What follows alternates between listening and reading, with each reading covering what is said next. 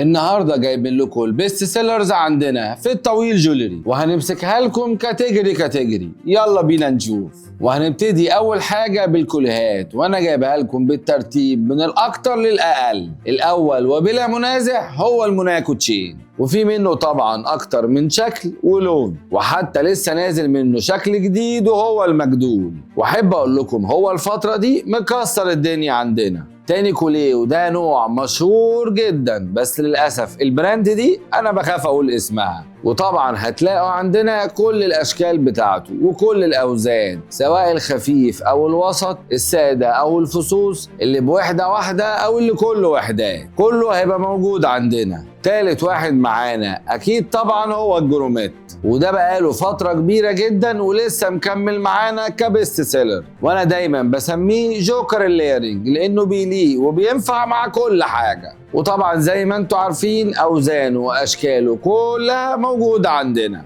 المفاجأة بقى اللي كانت متصدرة الفترة اللي فاتت بس نزلت دلوقتي للمركز الرابع، وهي ظهر الحية، وقعدت فترة كبيرة جدا، كل ما بتيجي بتخلص على طول، مع انه في الليرنج بيخلي اللوك تحفة ومنظره جميل جدا. وبس كده، اكتبوا لنا في الكومنتس كام واحد من الاربعة دول موجودين عندكم. كان معاكم دكتور ياسر الطويل، وده الجواهرجي. سلام.